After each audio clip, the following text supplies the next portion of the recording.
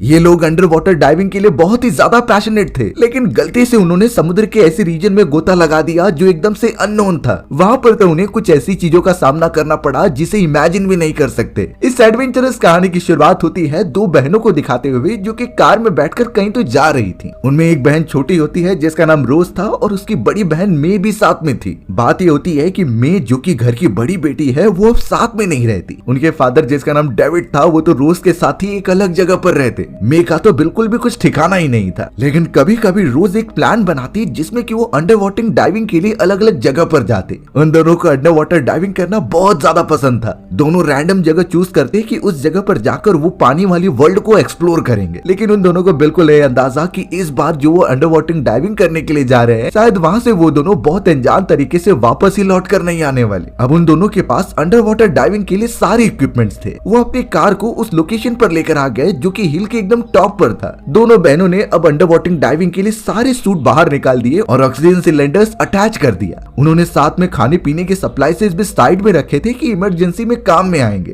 अब रोज और मैं पूरी तरीके से रेडी हो चुके हैं अंडर वाटर डाइविंग के लिए और उन्हें बहुत अच्छी तरीके से तैरना भी आता था। सारे इक्विपमेंट्स अपने बॉडी पर अप्लाई करने के बाद आखिरकार वो उस समुद्र के रीजन में गोता लगा देते हैं। पानी बहुत ही ज्यादा साफ था और वो अंदर जाते जा रहे थे। बात ये थी कि उन दोनों को अंडर वाटर डाइविंग करना उसके फादर डेविड ने सिखाया था और इसी वजह से उन्हें पानी में गोता लगाना इतना अच्छा लगता है। इनफैक्ट मैं तो दूसरे लोगों को अंडर वाटर डाइविंग सिखाकर पैसे कमाती थी। फिलहाल वो दोनों बहनें और भी ज्यादा गहराई में जाने लगते हैं क्योंकि उन्हें तो आदत थी। अब उस बहुत ही गहरे समुद्र के बीच उन्हें एक ऐसी अनजान जगह मिली जिसमें कि एयर पॉकेट्स बने हुए थे। ये एयर पॉकेट्स चट्टानों के बीच में बने हुए कुछ ऐसी जगह होती है जहाँ ऑक्सीजन होती है और थोड़ी लेवल तक पानी बिल्कुल भी नहीं होता। मैं और रोज तुरंत ही उस जगह पर अपना सर निकालकर एक दूसरे से बातें करने लग जाते हैं। रोज तो अपनी बड़ी बहन मे से कह रही थी कि यहाँ पर तुम्हें मजा आ रहा है कि नहीं। वो हर साल इसी तरीके से अंडर वाटर डाइविंग करने चले आते थे, लेकिन पता नहीं क्यों उसकी बड़ी बहन मे को कुछ अच्छा नहीं लग रहा होता है, जैसे कि वो ये सारी चीजें एंजॉय करना एकदम से भूल चुकी है। थोड़ी देर तक बात करने के बाद मे आखिरकार गुस्सा हो जाती है और वहाँ से ऊपर की तरफ जाने लगती है। लग रहा था कि दोनों बहनों के बीच में अब तनाव का माहौल बन चुका है, लेकिन अब जैसे ही मे पानी के ऊपर जाने लगी तो वहाँ से कई सारे पत्थर के टुकड़े नीचे गिरने लगे होते हैं। अब अचानक मे के सामने ये सारी चीजें आने की वजह से वो रिएक्ट नहीं कर पाती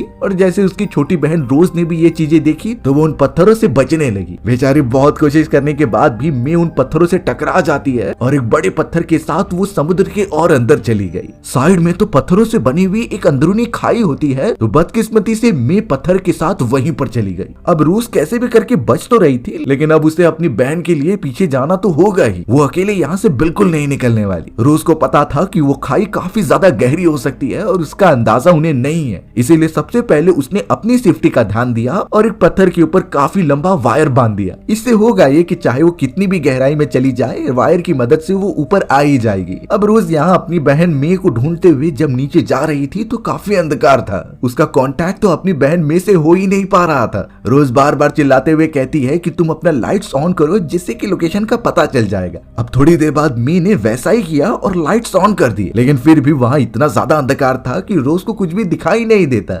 इनफैक्ट अब यहाँ प्रॉब्लम की बात यह हो गई कि रोज जिस वायर को पकड़ते हुए नीचे आ रही थी उसका एंड कहीं पर खो गया होता है और वो उसे ही ढूंढ रही थी, क्योंकि अगर वायर नहीं मिला और भले ही उसने मे को ढूंढ लिया तो दोनों ऊपर की तरफ तो बिल्कुल नहीं जा पाएंगे। इसलिए सबसे पहले रोज उस बांधे गए वायर का एंड ढूंढने लग जाती है। बहुत ज्यादा तलाश के बाद आखिरकार वो उसे मिल गया था, इसीलिए अब वो जल्द से जल्द अपनी बहन मे द्वारा फैलाई गई लाइट्स को फॉलो करते हुए उसके पास पहुंच जाती है। रोज साफ देख पा रही थी कि उसकी बड़ी बहन कितनी बुरी तरीके से वहाँ पर फंस गई है। वो तुरंत ही उसे वहाँ से निकालने का ट्राई करने लगी, क्योंकि ऑक्सीजन भी जल्द से जल्द खत्म होने वाली है। एक्स्ट्रा ऑक्सीजन सिलेंडर्स तो उन्होंने किनारे पर रखे थे, तो इसके लिए सबसे पहले उन्हें ऊपर पहुंचना होगा। जब रोज ने एकदम ध्यान से देखा तो पता चला कि मे के दोनों पैर एकदम पत्थर के नीचे दब चुके हैं। उसे निकालना बहुत मुश्किल होने वाला था, क्योंकि पत्थर का साइज भी बड़ा होता है। उन्हें समझ नहीं रहा था कि आखिर इतने बड़े बड़े पत्थर पानी में गिराए किसने। इस समुद्र में तो चट्टान बहुत पीछे की तरफ है। अब यहाँ सोचने का समय नहीं था, तो रोज लगातार अपनी बहन को खींच रही होती है। उससे कोई रिजल्ट ना निकलने पर मे आखिरकार अपनी छोटी बहन को समझाती है कि उसे क्या करना है। मे ने अपनी बहन रोज को साफ कहा कि तुम जल्द से जल्द ऊपर चले जाओ और तुरंत कॉल करके मदद मांग कर लेकर आओ। मे के पास अभी भी आधे घंटे का ऑक्सीजन बची हुई थी, तो उतने टाइम तक वो यहाँ पर सरवाइव कर सकती है। मे ने रोज को मदद लाने के साथ साथ ये भी इंस्ट्रक्शन दिए कि तुम ऑक्सीजन सिलेंडर्स भी लेकर आ जाओ। वही सारे सिलेंडर्स जो वो दोनों यहाँ पर आने से पहले किनारे पर छुपा कर आए थे। अब रोज ये सारी चीजें समझ जाती है, लेकिन फिर भी वो बहुत ज्यादा डर रही थी। ये कंडीशंस वो पहली बार नोटिस कर रही होती है। मी ने रोज को बस इतना बताया कि तुम सही टाइम पर यहाँ आ जाना, नहीं तो उसकी ऑक्सीजन खत्म हो जाएगी। रोज अब बहुत ही ज्यादा हिम्मत करके ऊपर की तरफ निकलने लगती है और आखिरकार सतह पर पहुंच जाती है। जल्द से जल्द वो स्विम करते हुए आखिरकार बीच पर पहुंच गई और उन सारे ऑक्सीजन सिलेंडर्स को ढूंढने लगी जो वो छुपा कर गए थे। यहाँ पर एक और प्रॉब्लम आ जाती है कि वो ऑक्सीजन सिलेंडर्स के ऊपर कई सारे पत्थर की चट्टानें गिरी हुई थी। वो चट्टानें बहुत बड़ी बड़ी होती हैं जिन्हें हाथ से हटाना मुश्किल था।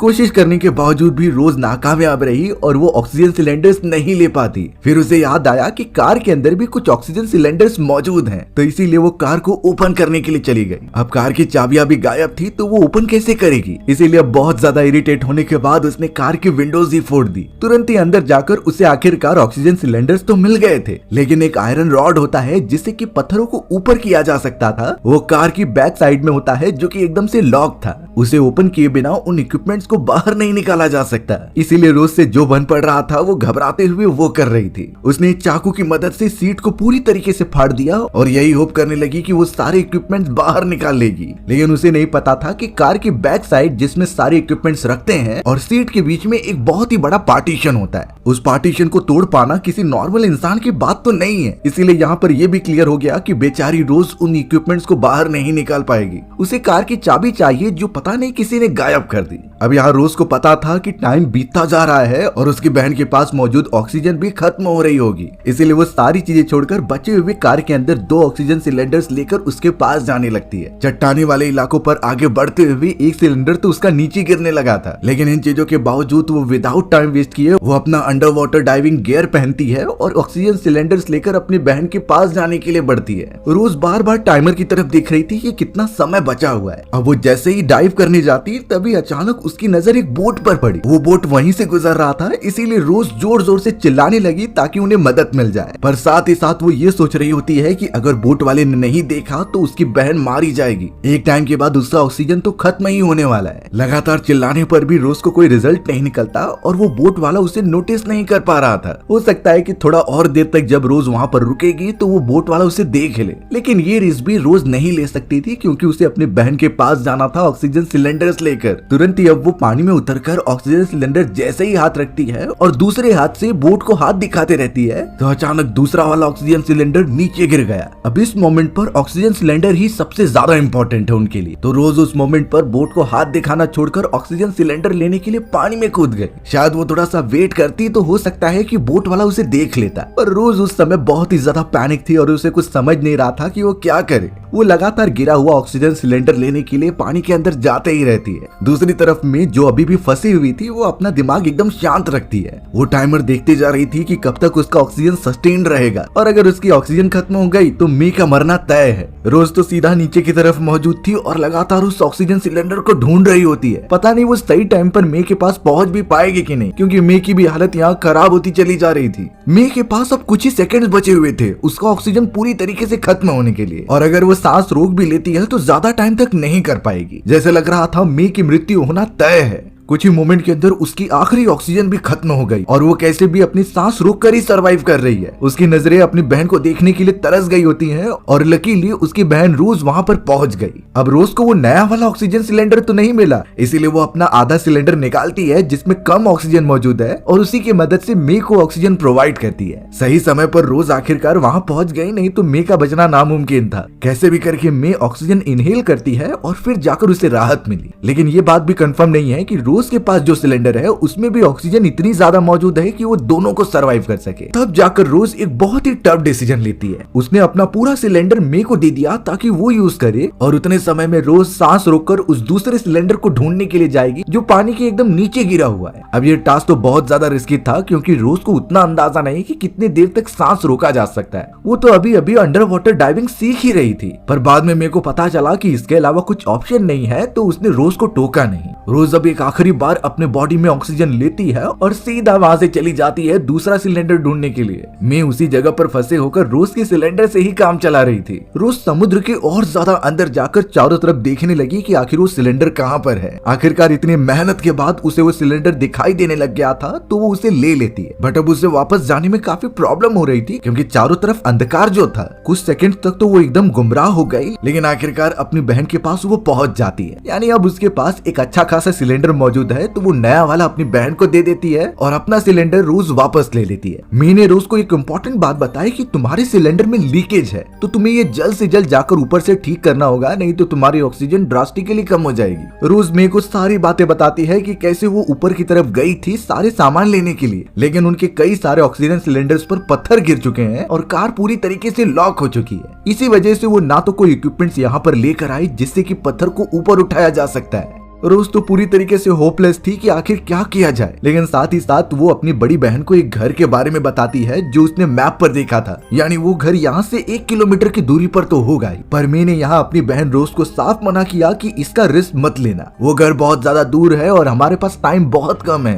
तो इससे अच्छा होगा कि तुम कार की डिक्की को ओपन करने का ट्राई करो जिसमें मोबाइल फोन्स मौजूद हैं। उससे लगातार कांटेक्ट करने पर कोई ना कोई तो यहाँ पर मदद के लिए आ ही जाएगा। इन चीजों के बावजूद मैं अपनी छोटी बहन रोज को ये भी समझा रही थी कि तुम अंडर वाटर डाइविंग के बाद डायरेक्टली ऊपर मत जाना, कुछ समय तक तुम्हें पानी में रहना होगा, उसके बाद ही तुम बाहर निकलना, क्योंकि इससे बहुत ही ज्यादा प्रेशर पड़ता है और अचानक बाहर जाने पर यह हमारे इंटरनल ऑर्गन्स को बहुत ही ज्यादा नुकसान पहुंचा सकता था। पर यहाँ रोज जो एकदम पैनिक होती है, उसे कैसे भी अपनी बहन को बचाना था, इसीलिए जब वो अपनी बहन को छोड़कर ऊपर आने लगी तो उसने किन्हीं बातों का ध्यान ही नहीं दिया। तुरंत ही पानी में से सर निकालकर वो चारों तरफ देखने लगी कि वो बोट कहाँ पर गई। बोट वाला वहां से काफी दूर निकल चुका था, तो उसके पीछे जाने का कुछ मतलब नहीं। और अब जैसे ही रोज किनारे पर पहुंचती है तो उसकी तबीयत खराब होने लगी, उसके तो मुंह से भी खून निकलने लगता है क्योंकि वो अचानक ही बाहर आ गई। लेकिन अगर इस कंडीशन में हम होते और हमें अंडर वाटर डाइविंग करना होता और हमारी हालत रोज जैसी हो जाती जिसके बारे में उसे पता ही नहीं था, तो आखिर इसकी टेक्निक क्या है जिससे हमें कोई इंटरनल इंजरी ना हो। इस पूरे कंडीशन को डिकम्प्रेशन सिकनेस कहते हैं, जिसे कि द बेंड्स नाम से भी जाना जाता है। प्रॉब्लम यहाँ से जनरेट होती है कि जब हम अंडर वाटर डाइविंग करने के लिए बहुत ही डीप जाते हैं तो जितना अंदर जाए उतना पानी में प्रेशर बढ़ता जाता है, और जैसे ही हम ऊपर की तरफ आने लगे तो प्रेशर घट जाता है। तो अगर हम नीचे हैं और बहुत ही फास्ट तरीके से ऊपर तैरते हुए आए तो हमारे बॉडी के ब्लड के अंदर जो छोटे छोटे नाइट्रोजन डिसॉल्व होते हैं, वहाँ पे प्रेशर फटाक से गिरने के कारण उसके छोटे छोटे बबल्स बन जाते थे, और यही सारे नाइट्रोजन बबल्स हमारे ब्लड फ्लो को एकदम ब्लॉक करते थे, जिससे कि सांस लेने में तकलीफ, मुंह से खून आना या फिर कई सारी बीमारियां हो सकती थी। कई खतरनाक केसेस में देखा गया है कि अगर हम जल्दी ऊपर आ जाते हैं तो हमारे लंग्स के टिश्यूज एकदम डैमेज हो जाते हैं, इससे हमारे एयर फ्लो में काफी प्रॉब्लम भी हो जाती। लेकिन इन चीजों का सिंपल सॉल्यूशन है कि हम जब पानी के एकदम नीचे से ऊपर जा रहे हो तो ऑक्सीजन होने के कारण हमें बहुत ही आराम से जाना चाहिए, और अगर हम एकदम डीप से पानी के ऊपर पहुंच गए तो कम से कम 1 से 2 मिनट वहीं पर रुकना है। इससे आपके बॉडी पर जो प्रेशर पड़ा हुआ है वो एकदम नॉर्मलाइज हो जाएगा, फिर हम आराम से सतह से आकर वहां पर निकल सकते हैं। लेकिन ये चीजें बेचारी रोज ने एकदम नजरअंदाज कर दी थी और उसे भुगतना पड़ रहा था। फिर भी उसके दिमाग में एक ही बात थी कि उसे अपनी बहन को बचाना है। वो काफी ज्यादा लड़खड़ाते हुए कार के पास पहुंची और ट्राई करने लगी कि वो उसकी बैक साइड ओपन कर दे, और ट्राई करने लगी कि वो उसकी बैक साइड ओपन करके फोन निकाल ले, पर अभी भी वो लॉक ओपन नहीं हो रहा था क्योंकि वो चाबी से ही ओपन होगा। अब यहाँ रोज के हिसाब से ये प्लान बिल्कुल भी काम नहीं कर रहा था, तो उसने आखिरकार वो डिसाइड किया जो उसे करने से मना किया गया था, यानी मैप पर मौजूद उस घर को देखना जो यहाँ से थोड़ी दूर पर मौजूद है। मैंने उसे ये करने से मना किया था, पर रोज को और कुछ दिखाई नहीं दे रहा होता। वो तुरंत ही भागना स्टार्ट कर देती है उस घर की तरफ ताकि वहाँ से कुछ मदद मिल जाए। कई देर तक वो डेजर्टेड एरिया में ट्रेवल करती रह गई। आखिरकार वो उस जगह पर पहुंच तो गई, लेकिन पता चला कि वो तो एक चर्च है और फिलहाल तो वो पूरी तरीके से बंद था। अब चर्च के चारों तरफ देखने के बाद रोज को पता चला कि वहाँ पर एक कमरा भी है। कमरा है तो कोई न कोई तो यहाँ रहता होगा, इसीलिए वो किचन वाले इलाके में चली जाती है चोरी चुपके, और वहाँ पर पड़े हुए कुछ ड्रिंक्स और फूड खाने लगती है क्योंकि कई घंटों से उन्होंने कुछ खाया भी नहीं था। अच्छी बात हुई कि रोज को उस जगह पर एक मार्कर और एक हथौड़ा भी मिल गया। उसे वो अपने पास रख लेती है, शायद आगे चलकर वो काम में आ जाए। अब उस जगह से निकलने से पहले रोज ने मैप के ऊपर हेल्प सिंबल डाल दिया था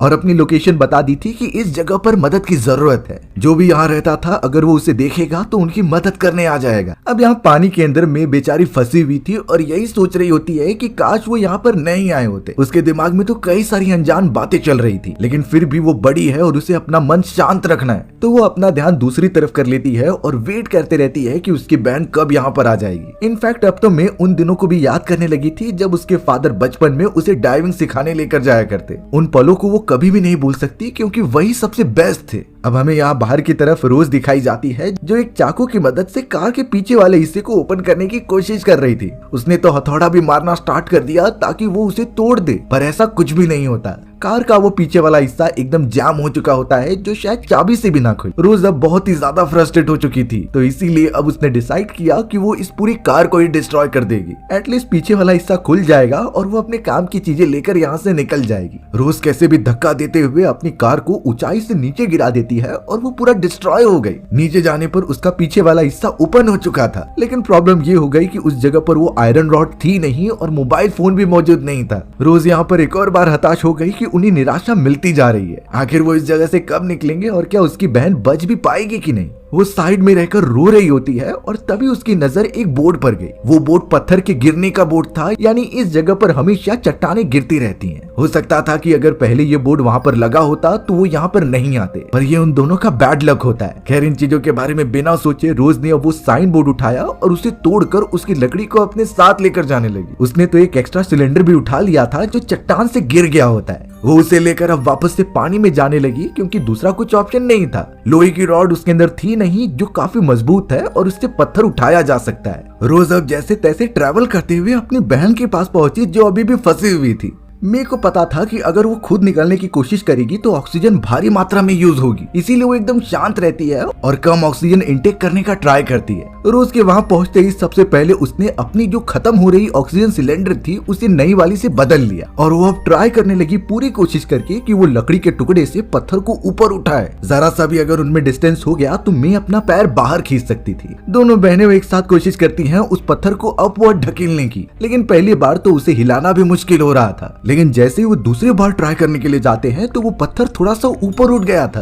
अब जैसे ही मैं अपना पैर बाहर निकालने जाती तभी वो लकड़ी टूट गई और वो पत्थर वापस से नीचे आ गया, यानी मैं अभी भी वहाँ पर फंसी हुई है। उनकी एक आखिरी उम्मीद थी, वो भी अब नहीं काम कर रही। बेचारी रोज क्या करे उसे कुछ समझता नहीं, इसीलिए वो वापस से सिलेंडर को चेंज कर देती है। लेकिन यहाँ पता चला कि जो नया सिलेंडर था उसका तो ऑक्सीजन पाइप ओपन ही नहीं हो रहा है, यानी उसमें कुछ खराबी आ चुकी है और ऑक्सीजन वो इनहेल नहीं कर पा रहे। ये इसलिए क्योंकि जब रोज इस सिलेंडर को लेकर आ रही थी तो वो पहाड़ से नीचे गिर गया था। उसी की वजह से उसके इंटरनल सिस्टम में कुछ खराबी आ गई होगी और ऑक्सीजन प्रॉपर सप्लाई नहीं हो पा रहा। ऐसे तो अब उनके पास प्रॉब्लम कम थी कि ये सारी चीजें भी सामने आ जा रही हैं। दोनों बहनों के चेहरे पर अब डर साफ झलक रहा था कि अब क्या होगा, खासकर कि रोज जिससे सच्चाई पता थी कि अब उन्हें बचाने वाला तो कोई भी नहीं है, शायद यही उनका अंत होगा। पर मैं फिर से अपनी बहन की आंखों में देखते हुए उसे काम डाउन होने के लिए कहती है। इतनी कोशिशों के बावजूद भी कुछ हो नहीं पा रहा है, इसीलिए अब रोज भी अपनी हिम्मत हारते जा रही थी। मे की आंखों में आंसू दिखाई दे रहे थे, यानी उसे पता है कि वो बचने नहीं वाली। यहाँ पर जब तक मदद आएगी तो शायद ऑक्सीजन पूरी तरीके से खत्म होकर वो मारी जाए। इसीलिए मैं बार बार रोज को कह रही थी कि तुम यहाँ से चली जाओ मुझे छोड़कर।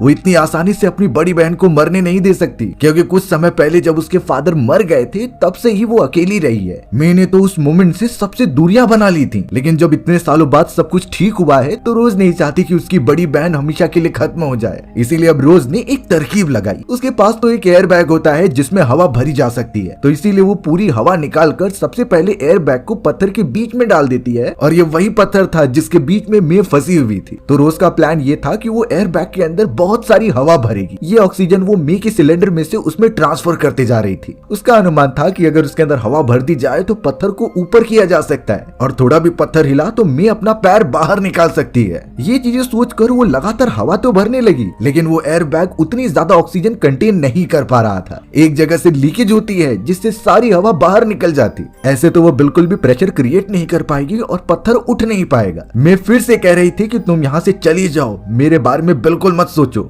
एटलीस्ट हम दोनों में से कोई एक जिंदा रहना चाहिए जो हमारी मदर और बाकी फैमिलीज का ख्याल रखे। मैं पहले ही अकेले रहकर अपनी जिंदगी डिप्रेशन में गुजारती आ रही है, तो इससे अच्छा हो कि वो वहीं पर मर जाए और रोज ऊपर जाकर अपनी जान बचाए। मे की बातें सुनकर अब रोज के दिमाग में भी कई चीजें घूमने लगती हैं। उसे भी पता चल चुका था कि ये आखिरी वे भी काम नहीं कर रहा है, तो इसीलिए अब रोज बहुत ही ज्यादा फ्रस्ट्रेट होकर अपना वो सिलेंडर भी नीचे रख देती है ताकि जरूरत पड़ने पर मे उसका भी ऑक्सीजन यूज कर सके। रोज अब तुरंत ही अपना मास्क पहनकर सीधा ऊपर चली जाती है विदाउट डिकम्प्रेशन के बारे में सोचे हुए। अब ये गलती उसने कई बार की थी तो उसका सजा तो भुगतनी ही होगी। उसके लंग्स में बहुत ज्यादा प्रेशर होता है और टिश्यूज रप्चर हो जा रहे थे। उसकी बॉडी में मानो जान ही नहीं बची हो और हर एक बॉडी पार्ट्स दर्द दे रहे होते हैं। सांस लेने से लेकर हर एक बीमारियां उससे महसूस हो रही थी। लेकिन अगर वो डिकम्प्रेशन वाली टेक्निक अपनाती तो शायद ये कंडीशन उसे देखना नहीं पड़ता। नीचे बेचारी पानी में मौजूद मे अभी भी सोच रही थी कि वो कहां पर फंस गई। अब तो कोई रास्ता नहीं दिखाई दे रहा है और उसकी बहन भी उसे छोड़कर चली गई है। इससे अच्छा होता कि मे खुद ही अपनी जान ले लेती। कई देर तक वो ऐसे ही बैठी रहती है, लेकिन अचानक उसे नीचे आते हुए कोई दिखाई दिया।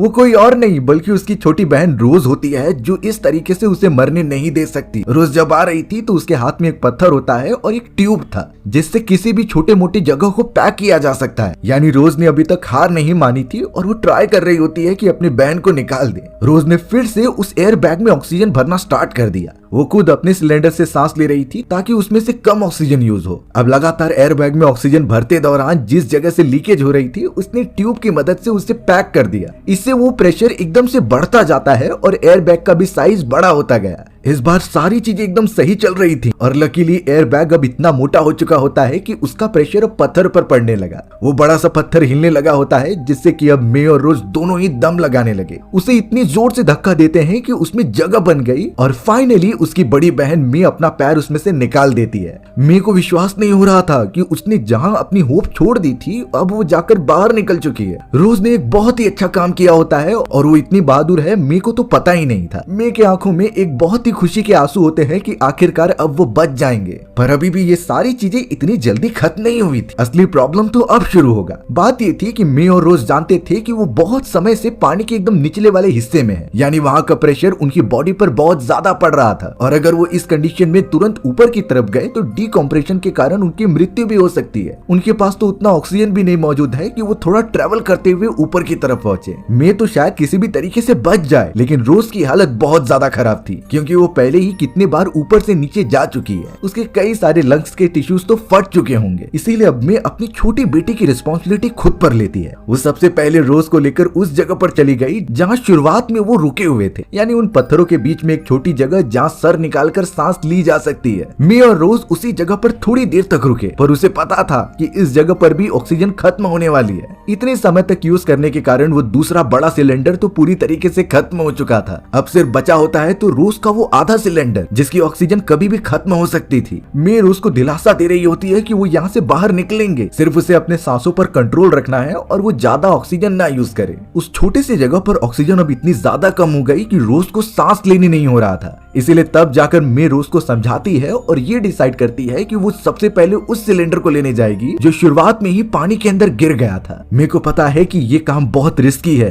क्योंकि वो सिलेंडर बहुत ही ज्यादा अंदर हो सकता है और उस जगह तक पहुंचने का ऑक्सीजन उनके पास है भी कि नहीं इसका अंदाजा नहीं है। फिर भी रोज ने हार नहीं मानी और उसे बचा लिया। तो इस बार उसकी बारी है कि मे हिम्मत बनाए रखे। मे ने रोज को वहीं पर छोड़ दिया सांस लेते रहने के लिए और पानी के अंदर जाकर उस दूसरे सिलेंडर को ढूंढने लगी। बेचारी रोज जिस जगह पर रुकी थी वहां का ऑक्सीजन पूरा खत्म हो चुका होता है। रोज को सांस नहीं आ रही थी और वो वहीं पर बेहोश हो गई। मे अब पानी के अंदर दूर दूर तक घूमते हुए उस ऑक्सीजन सिलेंडर को ढूंढती रह गई। पहली बार तो उसे लगा कि अब वो दोनों ही मर जाएंगे, लेकिन एक आशा की किरण वहां पर दिखाई दी और उसे लकीली वो सिलेंडर मिल जाता है। मे बिना देरी किए उस सिलेंडर को उठाती है और अपने बहन के पास लेकर जाने लगती है। वो जैसे ही वहां पर पहुंची तो तुरंत ही उसने ऑक्सीजन फ्लो कर दिया जिससे उस छोटी सी जगह पर ऑक्सीजन फैल जाए। पर यहाँ बेचारी रोज अब सांस नहीं ले रही थी। वो एकदम से अनकॉन्शियस होती है और लग रहा था कि मर जाएगी। मे तुरंत ही उसे साइड में लेके जाकर सीपीआर देने लगी और काफी सारी ऑक्सीजन मुंह से फ्लो करने लगती है। ये काम वो बहुत देर तक करती रही, लेकिन रोज का कुछ भी रिस्पॉन्स नहीं मिल रहा था। बेचारी रोज कहीं मर गई इसी बात का दुख मैं अपने मन में लेकर चल रही थी, लेकिन वो सीपीआर देना बंद नहीं करती। अगर उसने अभी हार मान लिया तो शायद इस पूरी चीजों का जिम्मेदार वो अपने आप को ही मानेगी, क्योंकि रोज ने तो अपनी पूरी कोशिश करके उसे आजाद तो किया, बट मैं उसे बचा नहीं पाएगी। इन्हीं चीजों के डर की वजह से मैं लगातार रोज को सीपीआर देते रहती है। सीपीआर देने के बहुत सारे तरीके, वो भी एकदम परफेक्टली मैंने बता चुके हैं पहले वाले वीडियोस में, तो अगर आप लोगों ने उसे देखा होगा तो आपको पता होगा कि सीपीआर कैसे दिया जाता है। तो अब मैं उसी टाइप से लगातार सीपीआर देते रही कुछ ड्यूरेशन बाद। फाइनली कुछ देर में ही रोज को होश आ जाता है और वो सांस लेने लग गई थी। मैं बहुत ज्यादा खुश होती है कि आखिर उसकी छोटी बहन जिंदा है। अब इस समय तक शायद प्रेशर एकदम नॉर्मलाइज हो गया होगा, तो यानी वो जल्द से जल्द बाहर निकल सकते हैं जितनी ऑक्सीजन उनके पास बची हुई है। अब उनके पास एक ही ऑक्सीजन सिलेंडर था, तो मैंने इस बार अपनी जान खतरे में डाली। वो सबसे पहले बहुत सारा ऑक्सीजन अपने मुंह में भर लेती है और फिर ऑक्सीजन सिलेंडर डायरेक्टली रोज के मुंह पर लगा देती है, क्योंकि रोज उस हालत में नहीं थी कि वो इतने दूर ऊपर की तरफ जा सके।